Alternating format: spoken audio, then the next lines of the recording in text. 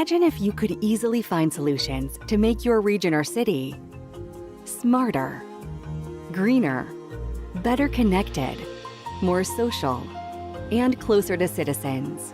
The Interreg Europe Policy Learning Platform can help you access knowledge about the latest policy trends, discover expert-validated good practices from all over Europe, find solutions in our peer review, get tailored support from our expert team. We can connect you with the right people and organizations. Together, we will find ways to solve your region's or city's challenges. Start your policy learning journey today.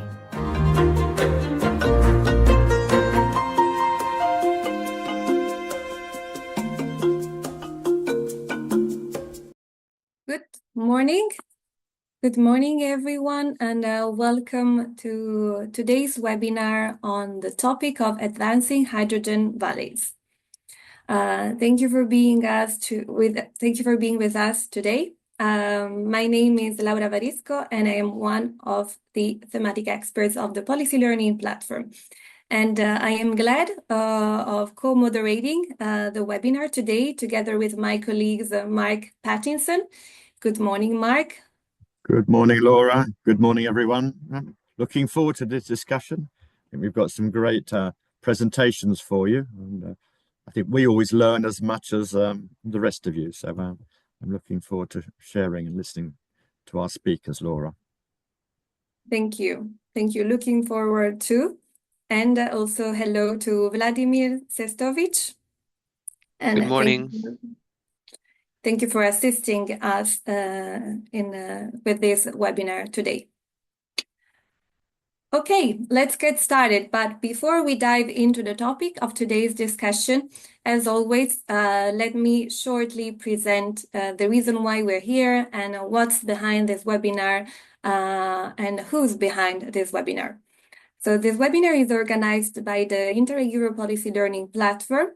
We are the second pillar of the program, and what we do is that we provide capacity building for policymakers across Europe through different services. First of all, we provide access to knowledge, and if you are familiar enough with the Interreg Europe program, you know that you can easily have access on our website to policy solutions. We have thousands of validated good practices. We also produce policy briefs on trends and topics that can help you with further deeping further into specific challenges. And we also produce other kind of written content, such as stories with interviews from our Interreg Europe members, and of course, webinars like today's one, but also on-site workshops. Also, thanks to the Policy Learning Platform, you can have access to a community of members, a community of organizations, regions, and cities all over Europe that are there to help you. You can connect with them and you can bring the EU leverage to your daily work. And of course, you can have access to us, the thematic experts, and we provide expert support. You can send questions easily through the Policy Help Desk tool, directly through our website. And also we set up tailor-made online matchmakings for specific regional challenges. And last but not least, we organize tailored peer reviews, which is our top service, and this is really the practical example of the peer learning put into practice. As you can see on the map, we are already above the 100 peer reviews delivered since 2018. And I believe that some of you attending today have already benefited from our peer reviews or have already been peers in our peer reviews. If not, do not hesitate to ask us for further information and submit your request. Here is an example of one of our recent previews, the 100th one that we delivered in Sweden on the topic of S3 strategy to unlock full potential for growth, and the beneficiary was region Västernorrland. And here we are. This is our team of experts. You can recognize myself. Actually, I believe that I'm wearing the same cardigan, and also Marc wearing the same shirt, Almost I the same believe. shirt. No, it's blue. So Yeah. you can easily recognize us, and also you can see Vladimir. And this is what makes us unique. But okay, let's go and let's dive into today's webinar. We have the pleasure of having 3 invited speakers.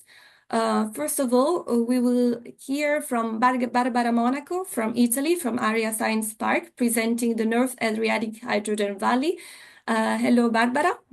Hi, good morning. Hello. Nice to meet you. Thank you. Thank you for being with us today. And later on, we will have the pleasure to hear from Maximo Arias from the Balearic Energy Institute from Mallorca, Spain, presenting a good practice that is featured in one of the Interreg Europe projects called Unlock. Good morning, Maximo. Buenos días. Hello, good morning to everyone. Hello, thank you. And last but not least, we also have the chance of hearing from Francisco Vigalondo from Spain, from the Aragon region, presenting another European initiative called European Hydrogen Valleys Partnership. So you can see, I don't know if Francisco could join us, not yet, maybe. He will join us soon, I'm pretty He's sure. here now. Francisco, you can speak. Go ahead. He's... Good morning. Sorry, Laura. Good morning, Okay. everybody. No, I just, yeah, I am representative of Aragon region, Brussels, Aragon Exterior. But today I am participating on behalf of the European Hydrogen Valleys Partnership, so the coordination team, not on the 4 regions, not only one region. Yes, perfect. And thank you, Francisco, for being over with us. So you can see we will hear from local initiatives, cross-border initiatives, but also Europe-wide initiatives. But before we really get started, I'm leaving the floor to Marc, who's going to introduce a little bit the topic of today's topic. Yeah. Marc, the floor is yours. Yeah. And just a reminder, you know the rules of the house. You can use the chat, and I strongly invite you to use the chat to raise questions. You can also put comments, and you can see Vladimir is going to put links to the initiative, so you can have a look at them and really be proactive and participate in this webinar. And enjoy. Thank you. Marc, the floor is yours. Thank you, Laura. Yeah, and we can already see there's 90 people who have connected this morning, which is a good conversion rate from registration to participation. So thank you very much for joining us. And almost 30 of you have already said hello using the chat. So we know at least 30 know how to use the chat. So as Laura said, please ask the questions. There will be a Q&A sessions after each presentation, and then a wrap-up Q&A, and we'll follow up any questions that we don't get around to doing. So it's very much a sort of a building a block of Q&As, and hopefully we'll be able to give you some information that will broaden your knowledge and understanding of hydrogen. I mean, we've just got a few slides that are going to be shared later on. You'll get access to this as well as a follow-up article. But the notion of the role of hydrogen in helping the climate adaptation and the industrial transition has been around for a number of years now, and it's growing in terms of the technological knowledge, the funding schemes, and the partnerships, and we'll hear from some of those later today. From our particular perspective, we're interested in seeing how the interregional dimension can actually help you deliver your individual smart specialization objectives, simple sectoral, or climate adaptation, climate mitigation measures. So we've got a very broad value chain that is reflected in terms of the way hydrogen can be produced, stored, distributed, and used. As we know, we have green hydrogen, we have grey, we have not so good hydrogen. So the different characteristics of partnerships will try and combine different elements of the value chain to make it avoid duplication, sharing costs. So the Hydrogen Valley concept, and we know the valley word appears in many different contexts, but in this case, the European Commission has been promoting not only partnerships but actual infrastructure with major investment, creating hydrogen distribution channels, hydrogen refueling channels, and looking at how the European strategic interest can actually be enhanced. We'll talk a bit about in the presentation some of these aspects, but the scalability from pilot to demonstration projects important. The value chain point already mentioned by me is how the different technologies that are required to produce, to distribute, and store are particularly important. And given the cross-section of participants today, we see how that value chain is already alive in Europe. The versatility of hydrogen, it's at the bottom left-hand corner, how hydrogen can be used in different sectors, industry and energy, the most obvious, but also mobility. The mobility, hydrogen-powered cars are less prevalent than the hybrid and the electric cars, but nevertheless, it seems to still be a choice in some regions. And then the dimension that we often see in European calls, the necessity to connect less well-developed regions along value chains. For example, the I3 call requires different types of project partnerships to assist on knowledge dissemination, but also implementation. So the different geography for creating these valleys can sometimes reflect not only your interest, your industry interest, but also the funding instrument that needs to be aligned with. Next slide, please. So what will we try and do with this webinar today is to, we start on the top right, the awareness and capacity building between you participating today. Some of you are very experienced. Some of you may be joining us to learn about the particular opportunities. And there are a number of different funding schemes. There's dedicated joint fuel cells funding within the Horizon Europe envelope. The I3, which is particularly interesting for connecting value chains that are part of your smart specialization. The Just Transition focuses on some key, let's say, high carbon footprint industrial territories in Europe. And the Commission recently has launched a number of important legislative acts on the Clean Industry Act, the Net Zero Technologies Act, and we understand there was a new label, and it's the last little letters in that right-hand box, the NZAV, Net Zero Acceleration Valleys.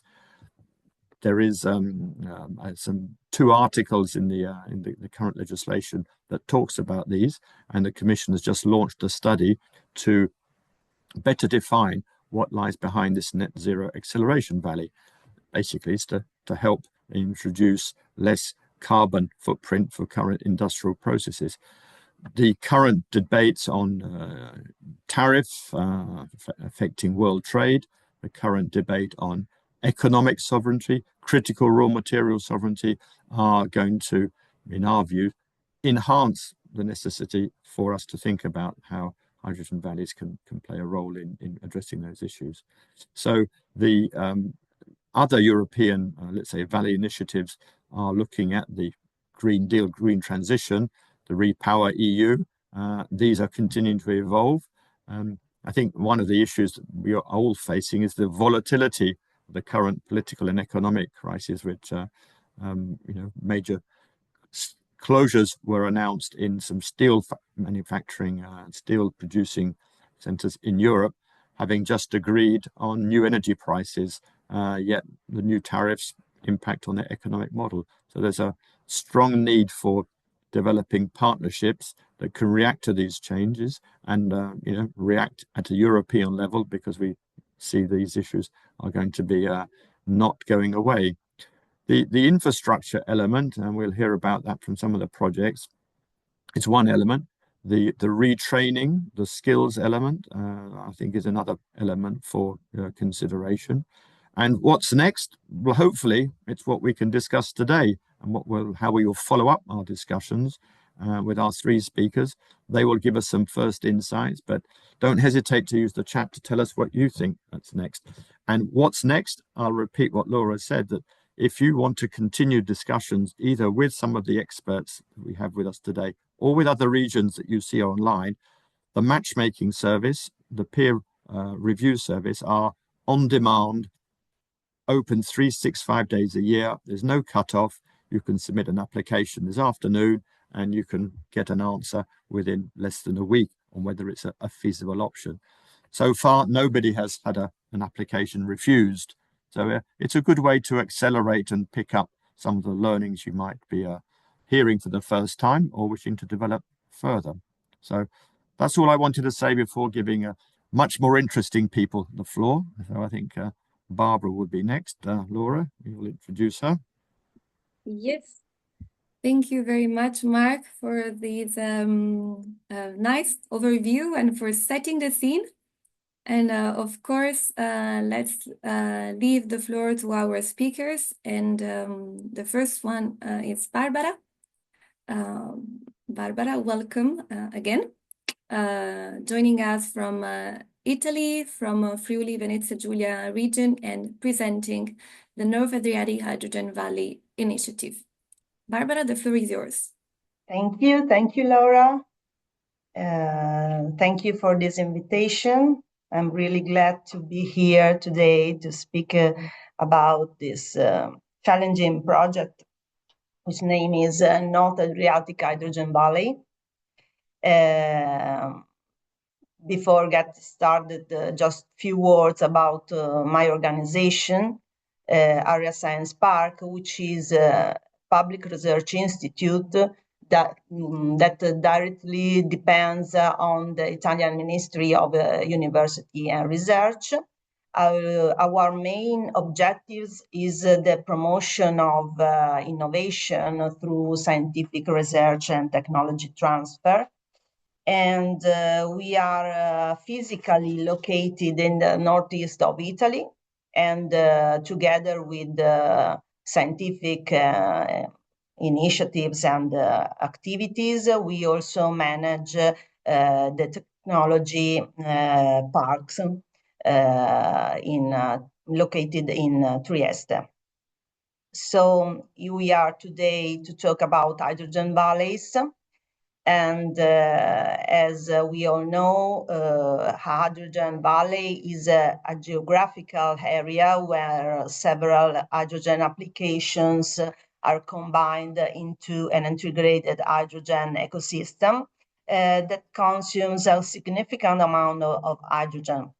It should ideally cover the entire hydrogen value chain, from the production to the storage and to the distribution and to the final uses. When together with our partner, we drafted the North Adriatic Hydrogen Valley project, we naturally began from those fundamental definitions of what constitutes a hydrogen valley and what elements are involved.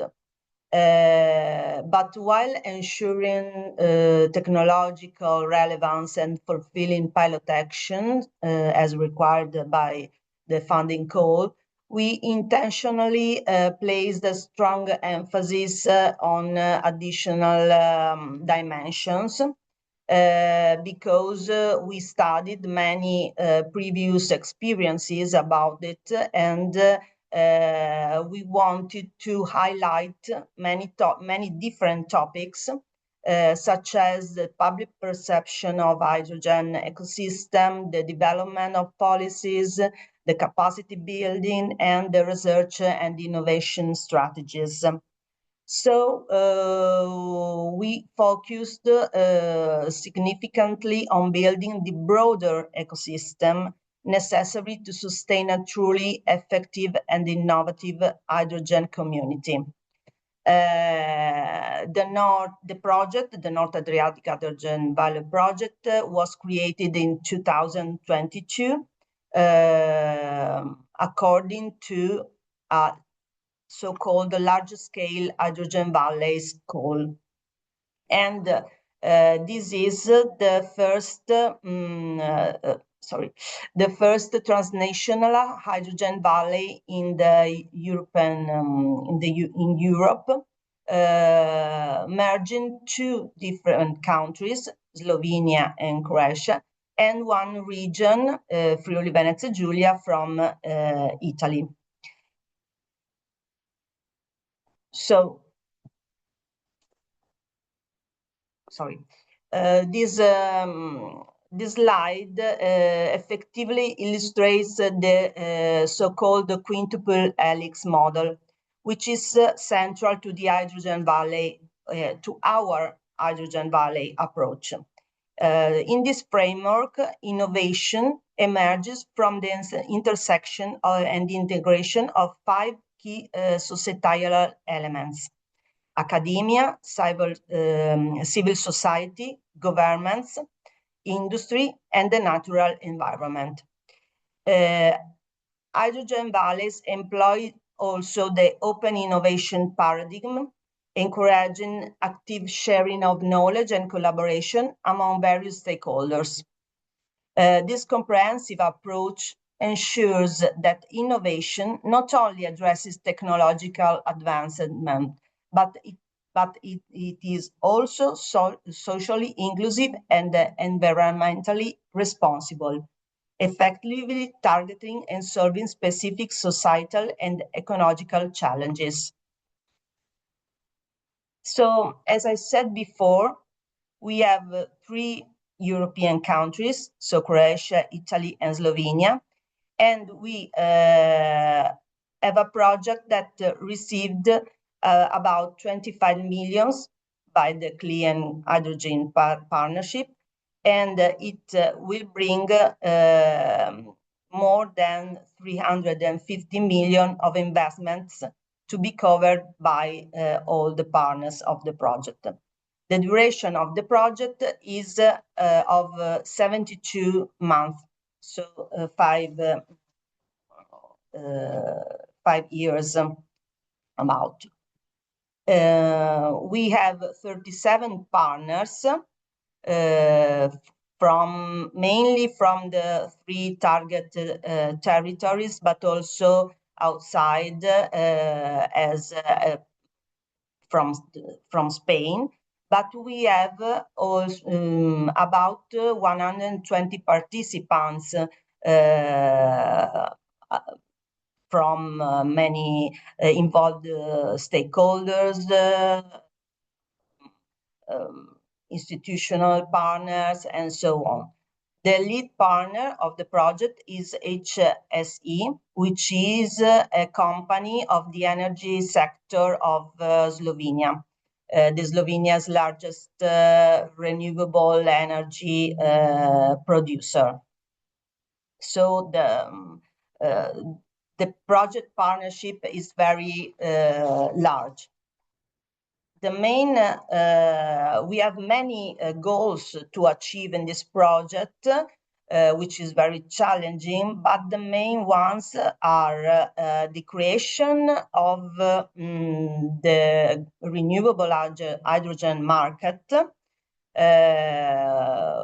the production of more than 5,000 tons of renewable hydrogen in a decentralized mode, so in a distributed configuration. And we have also the objective to exchange the 20% of the production of the renewable hydrogen among the 3 target territories. The project activated also 17 testbed applications in the related ecosystem, and they are clustered in 3 main pillars: the hard-to-abate sector, industry sector, and the energy and the transport sectors. We are not just talking about theory, because these pilot projects are practical demonstrations transitioning from technological readiness level 6 to the level 8. And they will showcase tangible progresses over the project's lifespan. As I said at the beginning of this presentation, together with the technological and technical aspects of the pilot actions, we are focusing also on some innovative aspects of the projects. For example, the education and citizens engagement, because education and awareness play crucial roles in the successful implementation of these projects. And so the involvement of universities and scientific institutions can create new skills and new future competencies that also bring to new job figures and new job creation. Moreover, citizen engagement is fundamental, because people must feel they are participants in this economic and social shift. Finally, we have established a stakeholder advisory forum, because we think that it's fundamental to align the NAV's developments with the interests and the insights of various community and industry group. So all these elements will contribute to build a robust ecosystem. Another fundamental activity is the one related to the regulations and the incentives. First of all, a target group of the project is working on the identification of regulatory gaps that must be overcome to ensure a huge support to the Hydrogen Valley ecosystem development. And then there is some partners who are working on a so-called regulatory sandbox, which is an instrument that can help to overcome the obstacles for the development of the hydrogen economy, and also to, for example, to the exchanges of the hydrogen production among the target territories. And there are also many activities related to the development of incentives and attraction system for investments. As Area Science Park, now we are actively involved as task leader in the developing of a joint action plan and a master plan aimed at addressing gaps with the hydrogen value chain. The core strategy revolves around a coordinated effort in research and innovation, focusing on shared vision and common objectives for regional development. We think that a critical element is the implementation of a cohesive strategy dedicated to synergic long-term investments in research and innovation.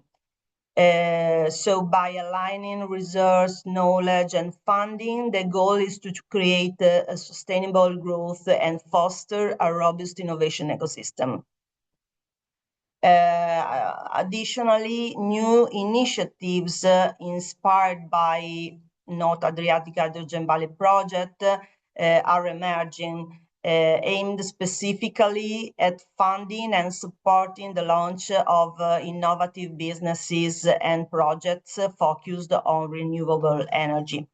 For example, a new project called NACHIP, which is an accelerator for clean hydrogen related technology solutions based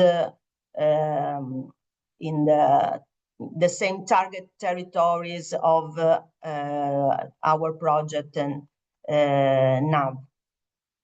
As I said before, another important, very important activity is the Stakeholders Advisory Forum, which plays a crucial role within the project because it acts as an essential consultation body designed to capture and amplify stakeholder voices in alignment with the quadruple helix model.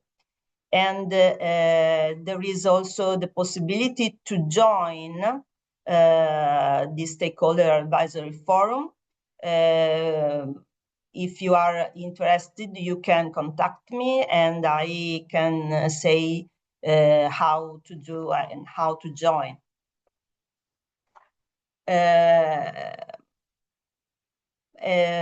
Last but not least, we can say that as one of the objectives of the project, a new international non-profit association called ISBL will be established under Belgian law, and it will serve as a central governance entity for the project, ensuring effective coordination beyond the lifespan of the regional project, and also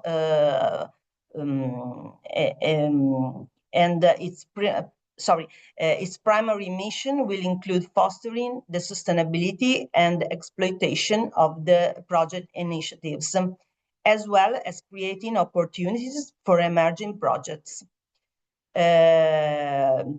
This association will also focus on replicating the project model, promoting the establishment of at least 5 additional hydrogen valleys across Europe, particularly targeting regions in the Central and Southeastern Europe. So you can follow our project also on the web and also on the social media. Here you can see the link, and you can obviously contact me for any questions, and thank you for the attention. Thank you very much, Barbara. Just in the chat, some people are asking whether your slides will be shared, and I've just confirmed that all today's presentations will be shared with you. And yeah, no problem. Thank you. And we'll be doing with Laura a short follow-up article with some of the lessons and links that we can hopefully share with you. If there are any direct questions to Barbara, put them in the chat. I've just got 1 or 2 questions. I think it's very interesting the way you followed from Horizon Europe into your I3 project. As we see in the Horizon project, you mentioned pilot cases, demo cases, and my question was, to what extent are those demo cases or pilot cases living on through the I3 project, or are they completely different elements of the value chain, or have you managed to connect the two projects? As RSM Spark, we are not involved in the other project, but I can say that the 17 pilot demo cases of this North Adriatic Adjacent Valley project is different from the ones that will be funded and supported by the other project. So they are two different worlds, but the ecosystem, the institutional, the research entities, and many companies that are working are linked and or are the same. So the demo or pilot projects from a technology point of view are different, but the ecosystem that all the partners and also we are trying to create is the same. Okay. And my last question, Barbara, is that you mentioned a lot the sort of different stakeholder forums, the citizens engagement. To what extent do you see, or have you felt that the policymakers that supported you at the beginning have changed their views? Are they at a regional level, matching, what Europe is saying we should do? So have you seen an evolution in the way the policymaker considers the role of hydrogen in the regional/national economies? Yeah, so I can say that at the beginning of this idea of this initiative, the institutional and political commitment was fundamental to create the basis to create this project. But what I can see now is that policymakers and the institutional partners are very interested to make this ecosystem stronger and effectively they are effectively committed on promoting, on activating much more initiatives and much more activities related not only to this project, but also to, for example, other calls or other incentives mechanism. Each target territories is acting in a separate way in this moment, because it's very difficult to have a common vision about, for example, calls or incentives. But I think that there is a strong commitment. Okay, that's good. In the chat, Frederica has asked a question regarding citizen participation, and you mentioned that on one or two of your slides, the forum, but maybe just give one example of a good citizen engagement approach that you could share from your experience. Okay. At this point of the project,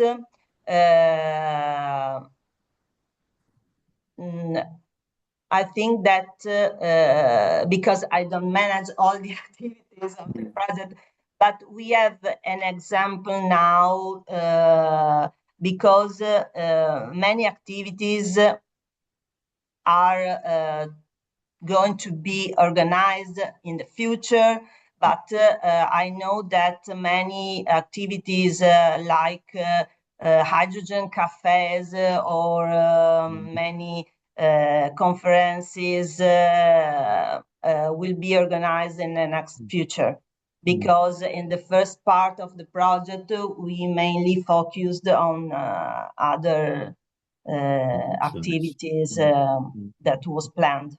Well, that's an excuse for making sure that, Federica, you connect with the QR code that Barbara showed, and you can keep up to date. So thanks for asking the question. Laura, I think we can thank Barbara and move to our next speaker. Yes, thank you very much, Barbara. And please stay online because we will have a final panel discussion. And now we hand over to Maximo Arias from Mallorca. Hello, Maximo. Hello, everyone. You can share your presentation. Okay, just a second. Thank you very much. And again, a reminder to ask questions using the chat. Enjoy Maximo's presentation. Okay, thank you very much. Hello, everyone. I'm Maximo Arias. I'm from the Balearic Institute of Energy in Mallorca, and I'm going to present you the development we are developing within the Green Island project, which is the hydrogen roadmap for the Balearic Islands, with a horizon towards 2050.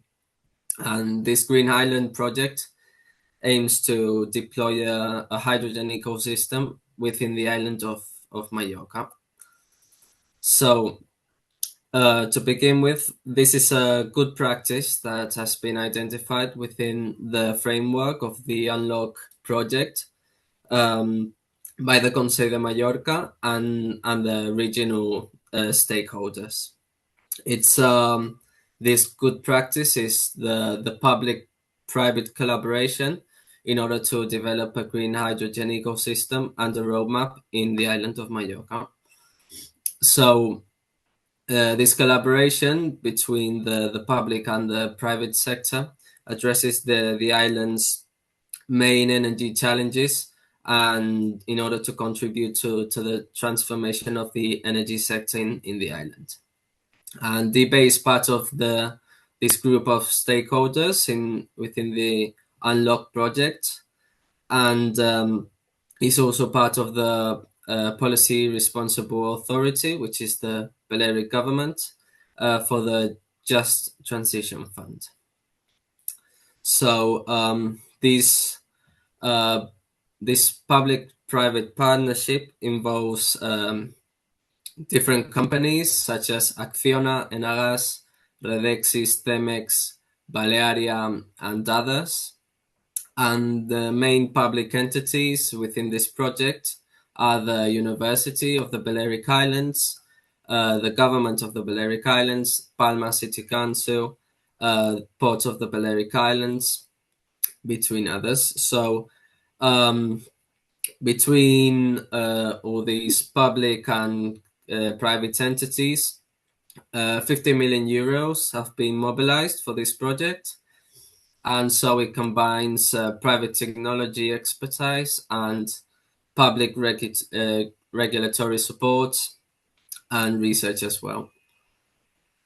So in total, it's 33 entities from Spain and other EU countries, which aim to build an electrolysis plant that will produce around 300 tons of green hydrogen annually in this first stage.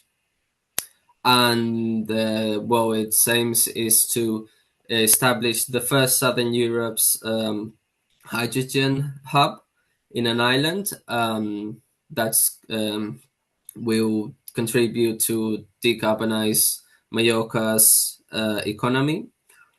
And it aims to be scaled up and replicated in other European regions, mainly islands, but also other regions outside of Europe. So these are in Madeira, Tenerife, Aran Islands, Greek Islands, Ameland, and then in Chile and Morocco. So regarding this hydrogen roadmap for the Balearic Islands towards 2050, it's well, this objective is to develop this roadmap with a long-term vision of the development of a widespread hydrogen economy in all of the Balearic Islands.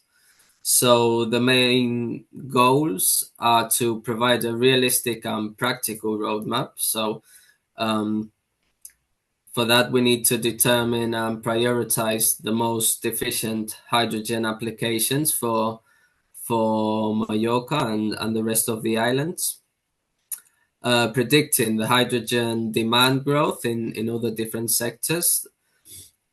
Providing an evidence-based analysis on the island's hydrogen production potential, mainly photovoltaic power, in order to plan infrastructure needs and where to locate them.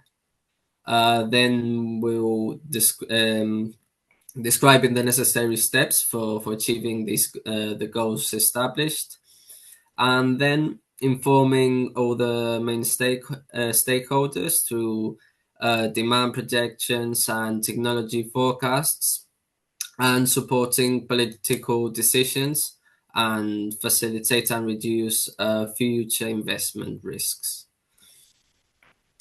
So how is this roadmap being developed? Well, it's based on different techno-economic studies that are being conducted within the Green Island project by various project teams, including research institutions like the University of the Balearic Islands and some specialized companies and consultancies which are doing these studies. So it's the roadmap analysis the potential hydrogen applications and their potential growth over time to help plan the infrastructure needs and predicting the future hydrogen demand. And we will incorporate the results from a public and a stakeholder consultation. So public consultations are important to ensure this public acceptance of the whole energy transition plans and specifically of the hydrogen roadmap. And then we are planning to conducting stakeholder consultations with get together with the main stakeholders to ensure support from the local businesses and the relevant companies, and we'll conduct meetings with the regional businesses, hotel associations, and the Chamber of Commerce. The main techno-economic studies that have been used for this development of the roadmap is mainly the study of the photovoltaic energy and green hydrogen production potential in the island of Mallorca, and now has been extended to the rest of the islands. Then a study for scaling up different fuel cell-based energy applications, analyzing industry, road-based transport, district heating and cooling, residential heating, and other applications. Then a study for decarbonizing the main sea ferry stations in the ports of Mallorca, Ibiza, and Menorca. Studies for the implementation of blending of hydrogen with liquefied natural gas in some of the existing ferries, and a study of the development of for using hydrogen as a backup in cold ironing at the port of Palma.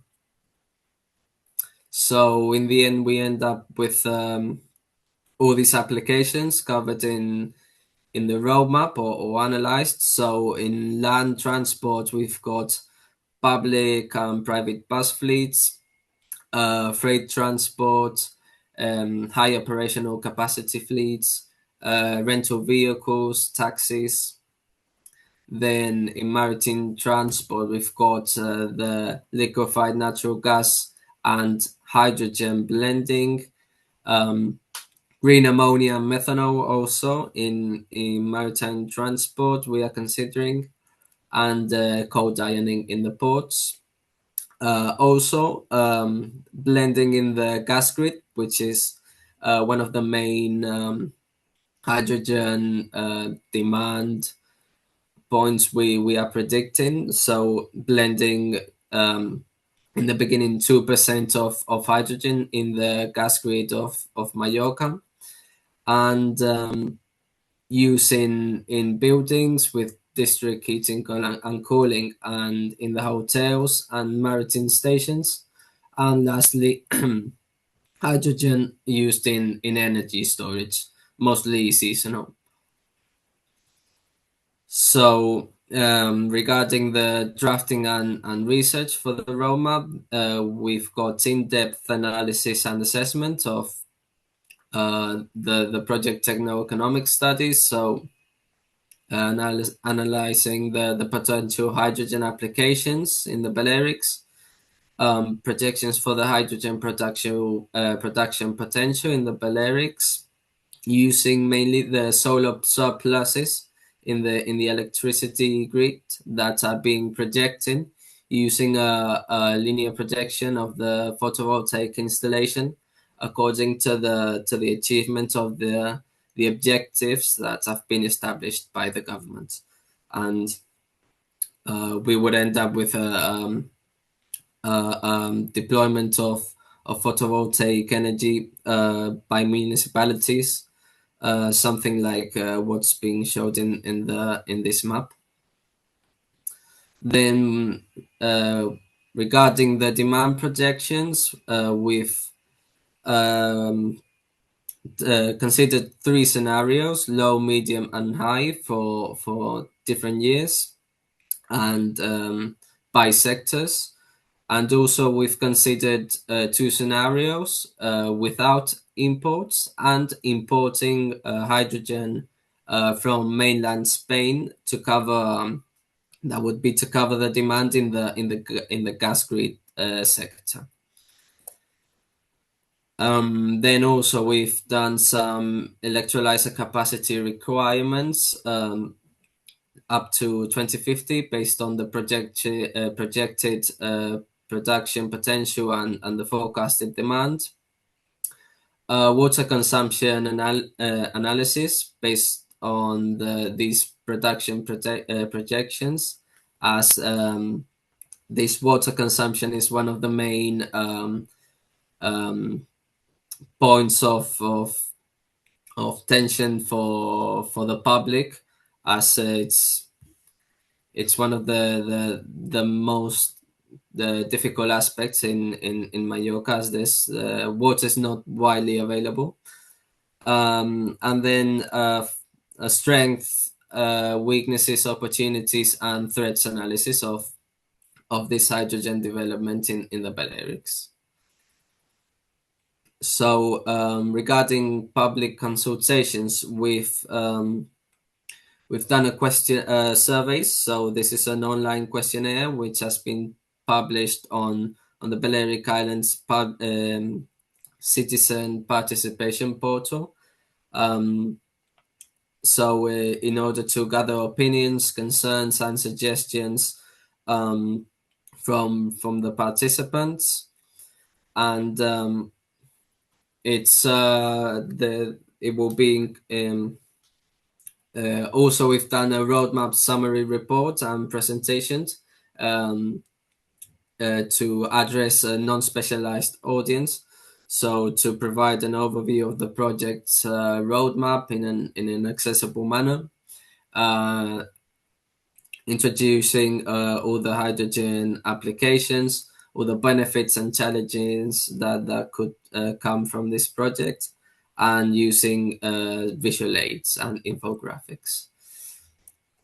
And lastly, regarding the stakeholder consultations, we are planning on conducting a technical workshop involving all the relevant companies in the Balearic Islands for the development of the hydrogen.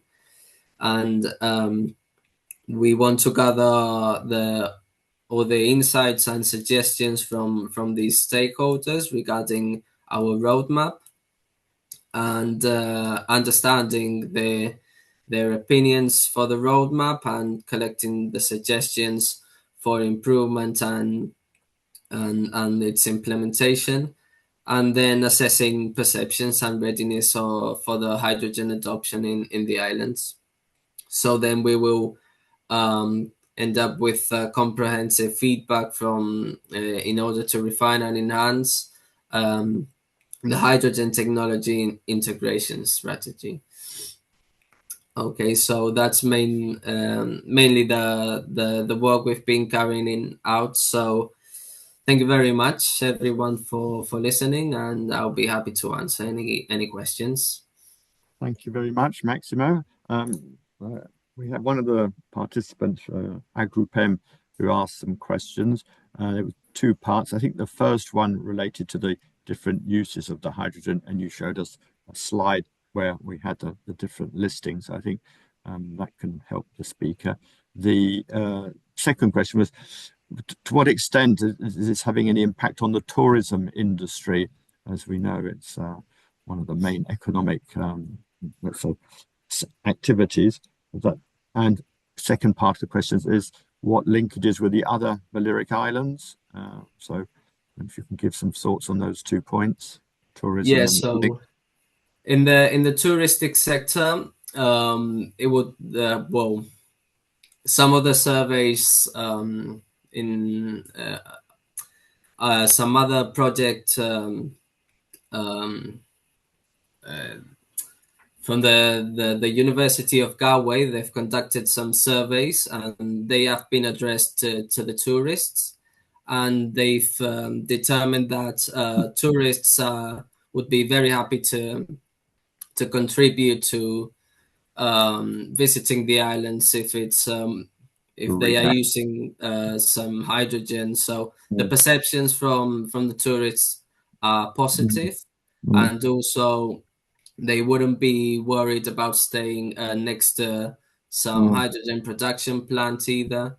So in general, the perceptions are positive from tourists, and also it would be mostly implemented in mobility, so public and private buses. It would be in the touristic sector, but also there's a pilot project in a hotel in the Bay of Palma, and right now we don't have any conclusions about this project. It's just starting to be implemented now. So but it is one of the uses. So incorporating hydrogen with fuel cells in the hotels. Okay, good.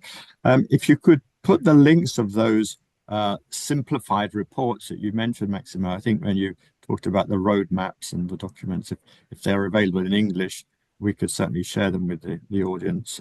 Yeah, I think right now they are not public to everyone, so it's just a bit in the Green Island project. Yeah. Okay. Well, we'll wait to see what you produce on that. There was a question on citizens' engagement. I suggest I picked that up in the last roundtable because it came up in the first one. So thanks for doing that. And there's a longer question requiring facts and figures. Maximo, you can look at it in the chat and you can reply while Francisco will be speaking now. Like that, we have a bit of more time. And yeah, carry on asking the questions, and we will. And the speakers can also answer directly. I think Teresa's asked about survey information, etc. So thanks again, Maximo. And I think we can move on to Francisco. But keep in mind the question on citizens, because that will come up in the last little round table, and same for you, Barbara. Okay. Yeah, exactly. And thank you very much, Maximo. And yes, I also invite you to maybe reply to some of the questions directly in the chat, because I am afraid we won't have enough time to tackle all of them. Yes, so last but not least, I'm handing over to Francisco Vigalondo from Spain, introducing the European Hydrogen Valleys Partnership Initiative. Thank you for being with us, Francisco, and the floor is yours. Thank you, Lara, and good morning, everyone. Again, as I said at the beginning, I am participating in this webinar on behalf of the coordination team of our partnership on European Hydrogen Valleys, the S3 partnership. This coordination team is joined by Vadim, Mara Buberman, James Fabregat, and Teresa Villuendas. All of us are very grateful to you for inviting us and give us the opportunity to present our partnership. I think I might next share my presentation, yeah? Or you put... You can share it. I can say so. And then if you have some troubles, maybe... No, I hope no. We need that... just a minute, please. To identify. Is working? No. Not yet. I can see the screens and we have to see.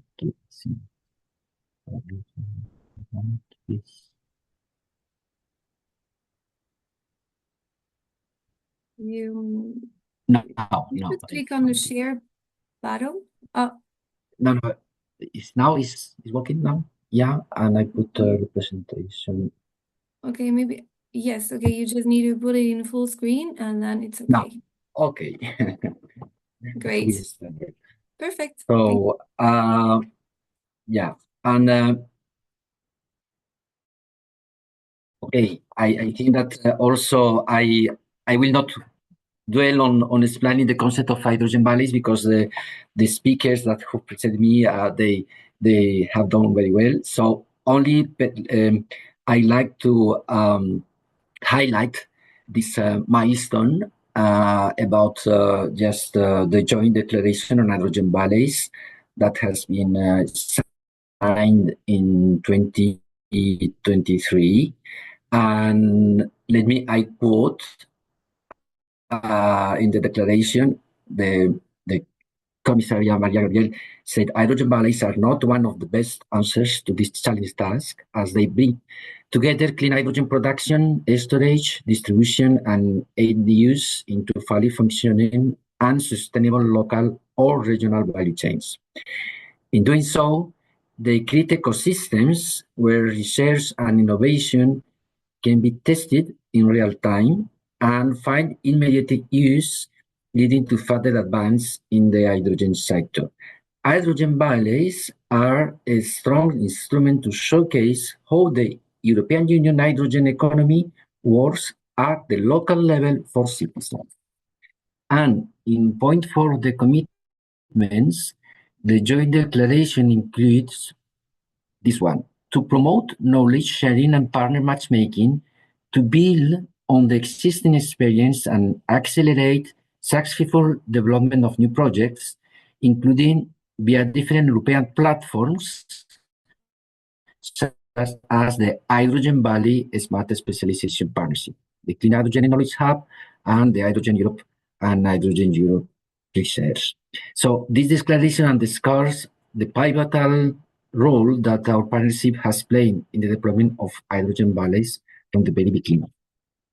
And this beginning was in 2019, promoted by Normandy, Aura, and Aragon, and the Northern Netherlands provinces, the founding regions, at the request of the fuel cells and the hydrogen, joint undertaking at this moment. Now is the in hydrogen, this is the new European partnership, and with the European Commission, in particular from DG Grow, the officers Niklas Pantalos and Christian Weiberger, senior analyst of hydrogen, now he's retired.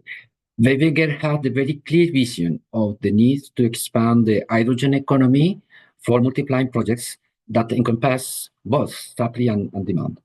These projects would test the capacity of research and innovation to find immediate, cost-effective, and real-time applications, thereby generating new advancements in the hydrogen sector. Since then, the partnership has experienced rapid growth, especially from regions in countries with a renewable hydrogen strategy, national level. However, regions with any strong interest in hydrogen development, such as Bavaria, have but a weaker interest in cooperation via S3 have yet to be incorporated. So we are 67 member regions in certain countries, but we are not all the regions are important or significant in hydrogen. We need to continue to involve some of them. I try to highlight this relation between the smart specialization strategies, so connected to the cohesion policy and Interreg, etc., and also the aspect of technology and economy, hydrogen, and decarbonization, etc. So the importance of hydrogen valleys is because the scale is relevant, and this also involves that we necessitate efforts to strengthen the governance, and in particular also the governance of this very big partnership. And in this way, one of the last actions that we have realized, also with the technical support of the Commission, has been the governance with this preparing and will be presented next assembly a memorandum for understanding. The partnership is not they are not legal form, so it's very involuntary terms. But this memorandum of understanding is a step forward in this direction. And also in the memorandum of understanding, we have this declaration about the mission and vision and objectives and actions. And at this moment, as background of all the actions, we have this success in promoting many projects. 193, one of the first ones, High to Market, but also involving several facilitating and also advising the preparation of proposals for hydrogen valleys calls even there are all the other also. Maybe I need to explain that we have the European hydrogen valleys that have been funded by the Clean Hydrogen partnership, but and the Horizon program. But there are also national or regional projects on hydrogen valleys that they are not that they are funded without funds, national or regional. No? This is not necessarily only from the European, but the European involves a methodology. And next steps for our partnership at this moment is to continue in this in the evolution of the methodology of as S3 partnership. Now we start a new technical service, assistance service. It's about demonstrate is the natural action or stage up after the action or results. This is to also develop this action for demonstrate with also communication and the network of demonstration, sharing also experiences. We have relaunched to renew our working groups recently, and we define now 4 main working groups: advocacy, investments, mobility, and on natural hydrogen. And I 5. This one that lack here is communication, external communication. And we have our next General Assembly on June, and this is the draft of the agenda. So we also will present the new hydrogen valleys that has been now approved by the Commission. Another important aspect for our partnership is this activities and research, not only to the membership, but also to put the voice of the regions in the context of the hydrogen networks. For on one side, like Hydrogen Europe or the European Clean Hydrogen Alliance, the Clean Hydrogen partnership. The Hydrogen Europe is the industry, the Hydrogen Europe research is the academy, but also the innovation and the regional innovation networks. As you know, probably is ERIN, one of them, and Vanguard Initiative. A bit less Eurada. Principally are ERIN and Vanguard Initiative that are also very involved in hydrogen with this both regional and dimension hydrogen technology. So now, with this voice, we try to also advocate for greater support to address the challenges in developing and adopting hydrogen technologies in the territories. And that is one of the important aspects, that this relation between the hydrogen economy and the territorial dimension, regional of the impact for territories with the diversity, and this means also complexity. So there are a lot of things to do that's possible, and we are insisting in that they will need to support all of them. And I think that we are preparing also in collaboration with Hydrogen Europe this a new position paper for the Commission about this new roadmap, and contacting also the advancing the contacting on the interconnection between the hydrogen valleys. And I also forget to mention that in Hydrogen Europe, we promote a regional pillar that now there are 44 regions, I think, the regional authorities involved in the platform of industry, also to cooperate with industry. And as I said, why are regions relevant? We think they are relevant because, of course, I think, as they say, it's very close to territories, but it's not only that our partners say that. As in the Draghi report, it's clear on this point. It considers hydrogen one of the solutions available to accelerate decarbonization cost effectively, again, using a technology-neutral approach and massive mobilization of public and private finance. So, again, investments.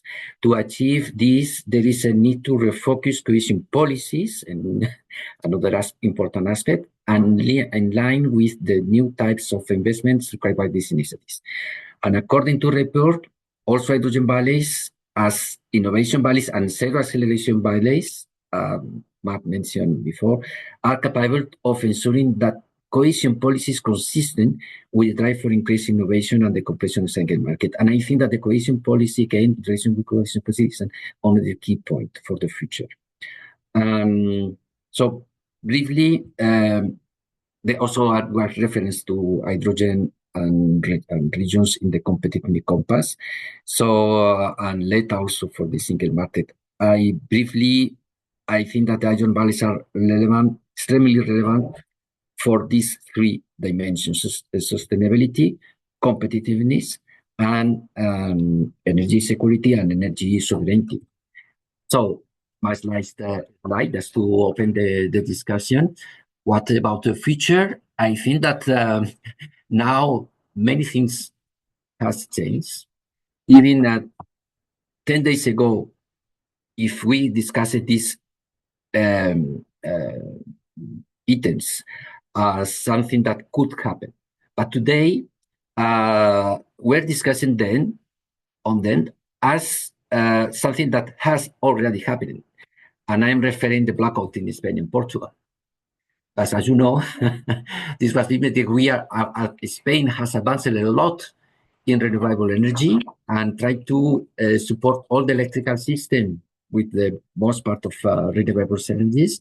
But we need to improve the system and how to manage the system, the electrical system, to avoid this blackout that is something that it's supposed to be impossible to happen. So we need to avoid clearly. And also the critical point in this moment, France cut the interconnection with Spain and Portugal to avoid the blackout in all Europe. So this is why also you put in this slide that this map is the backbone, the hydrogen backbone that has been now defined, and in the areas that they are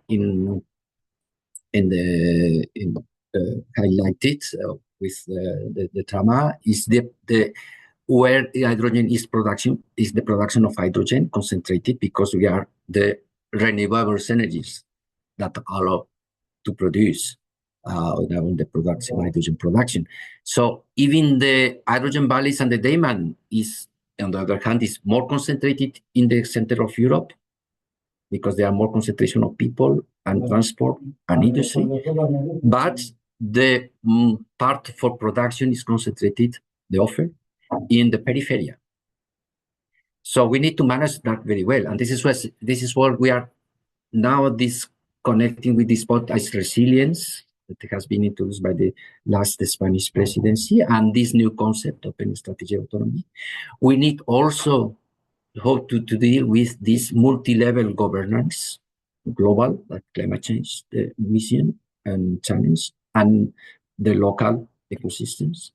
And we have also now the security context. That this last in the bottom of the slide we see from I take that from the NISTO report, these three macro levels risk environments for EU, and it's in geopolitics, and again climate, and also the economy. So, and just last my latest remark or comment is that in the center of the slide, and this is something that is quoted by the report, panorama report of the International Energy Association. This is that we need to be aware about the energy policy trilemma of meeting sustainability, security, and competitiveness goals. As you know, a trilemma is something that we can follow simultaneously two objectives, but not three. Simultaneously. So we need to organize how to combine these three objectives, but we need also to distribute this in the different levels. And well, this is also an interrogant, a question about how this in the future, this new concept of strategic autonomy impact on the cohesion policy and the smart space partnerships. Just very quickly to show also the complexity of the energy system, and with including this global energy and climate model. This is very simplified. It's more complex, but this is the version more simplified. And you can see that this is not only about technologies and the energy production, supporting the other systems in the economy, but also it's about the prices and trade, so the market. And that's all. Thank you very much. And I am going to respond to the questions. Thank you very much, Francisco. Yeah, the last slides was a good summary of many of the issues that all the speakers have mentioned. And we don't want to start a world war about energy and who cut off who, but you highlighted the fragility of infrastructure distribution networks and the linkages with the digital world, because I think it's machines that shut off, and there was no human pulling a lever saying we should close this down. And so I think there's the cross-sectoral dimensions are important. There are some questions for you in the chat. Some are more technical, and some are looking for direct outreach.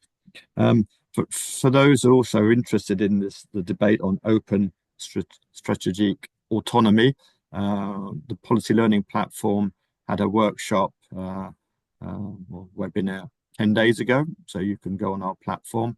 Maybe Vladimir, you can put the link for people. And we did a workshop webinar with our friends from URADA. So the issue is very important from a number of perspectives. One comment. The partnership map you showed at the beginning raised a question in my mind. Are you still open to for regions who want to join? Yeah, of course. But there seems to be a lot of space towards the east. You want to balance but they are the new people that is developing. For instance, we have two regions in Poland that are very active, Pomorski and Wielkopolska. But we are also in contact with the ministry, and there are other valleys that they are preparing. The question in my view in Poland is that it's a centralized country. So the organization of these valleys is centralized also by the ministry. No, but the only regions that have already real regional approach activity are Wielkopolska and Pomorski. But we have also Warsaw and institutions that are. I think Dominic asked a question that I was asking as he wrote. So I guess you can follow the link to the partnership and find out how to become a member. So the answer is yes. What I suggest in the last 10 minutes, if we all three speakers come back on now, Maximo, join Francisco and Barbara, and we can just have a little joined chat. I think all speakers have been asked a similar question. You can stay with us, Francisco, if you want. Don't disappear. Although, but all been asked a similar question regarding the different approaches to citizen engagement, and you have different answers. To what extent is it? I think Barbara, you said we're at the beginning of that process. I think in the Balearics and Maximo was more advanced. So Francisco, you didn't mention much, and it's probably not as relevant. But in any of your lobbying work, your stakeholder analysis, do you take on board the citizen engagement? Yeah. Of course, and this is why we have created this communication group, because we think that we need also insist in these aspects and to develop this culture on hydrogen, especially now, because we feel that they are review about and this also with the crisis in Spain, with the blackout, about if really the objective of net zero of the total decarbonization is possible or not. And hydrogen, I think, in all this decarbonization system, energy system, I think that hydrogen is probably the vector that continue to be very unknown by citizens, and even in institutions or even in companies. They think that hydrogen is fantastic, but it's for the future. In the long term, not now. It's not ready. It's very expensive. It's dangerous. So I see you nodding, Barbara. Are you aligned with that perspective from the less well-informed people? Yes, absolutely. In fact, even if we didn't start the activities with the citizens, but we started an important activity together with the Fondazione Aragona of Spain in order to achieve the perspection of on hydrogen, on renewable hydrogen, and on hydrogen in general, also by companies, industries, but also by the institutional or research institutes. And the common thought is the same. Hydrogen is a vector, energy vector for the future, or is not something that we can deal with. So in some cases, the roadmap, the technological roadmap for the use of the hydrogen is in the long term, in the mid or the long term, not in the present. Okay. And Maximo, you're working at an island level where I think there's probably more proximity between policymakers and companies and sectors. Do you see the hydrogen being still put on the, well, that's for tomorrow? We need today, energy security, and that's gas, electricity, but nothing to do with hydrogen? Well, yeah, in Mallorca at least, we've already started. So there's already public buses operating on hydrogen. So I think that will contribute to the public viewing it as something that's already working, and it's something from the present and not from the future. Although there's still a lot of people who don't know about anything about hydrogen, and maybe that's been shown with our public participation process, which we were expecting more people to answer. It's just finished now. It was published, and we've got around 30 people answered with their suggestions.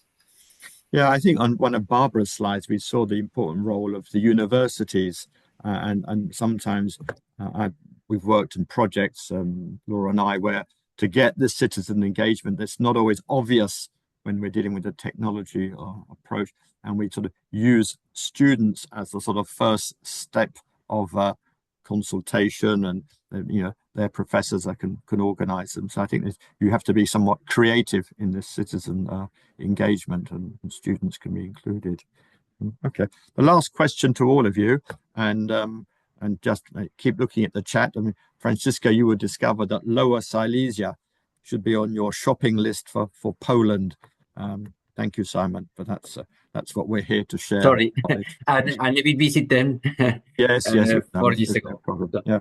No, my last question, and I'll start with you, Barbara. Is we saw even on all of your slides a multitude of different policy instruments, funding schemes. Hydrogen Europe, joint fuel cells, Is there anything missing from the current sort of policy support or financial support that you would like to see when you take your replicability strategy? And I particularly like the fact you're creating this association to say, okay, how can we deal and help other hydrogen valleys? But what one answer from all of you, what's missing if you're going to have to put a new idea in the next position paper that you will send somewhere useful?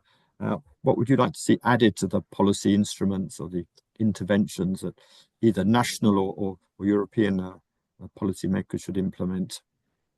Any ideas, Barbara? Well, I think that, as I said before, policymakers here in our regions, in our countries, are developing various instruments to support the investments and rising on various initiatives. I think that one of the missing thing here, for example, in our country, and that is the reason why we will work on this topic, is the creation also of a kind of accelerator for startups and new innovative companies that can bring and can accelerate the transition to new uses and new technologies on renewable hydrogen together with the funds. Okay. Maximo, one idea from your work and the Iceland? You're muted. Yeah, maybe prioritizing the most efficient uses and the ones that are the most difficult to decarbonize with electrification, and that way, getting the most of decarbonization through hydrogen, and it would be the most economically viable option. I would say that. Okay, so the easiest paths to market. Francisco, one sentence on what you would think is missing from the policy toolkit. Well, I'm not sure that's missing, but it depends on the governance. but the governments and the policymakers. But and my intervention, I also highlight not only regions, of course, but also territories. For instance, in Spain, we have developed the hydrogen Ebro corridor, the Ebro hydrogen corridor, because hydrogen or the energy and the valleys will not necessarily stop in the borders of a region. So cooperation is further down. Is important, but that they are not for energy are not barriers, but for administrative rules, regulation, taxes, etc., they are barriers. Yeah, it's interesting on the work I'm doing with the net zero acceleration valleys.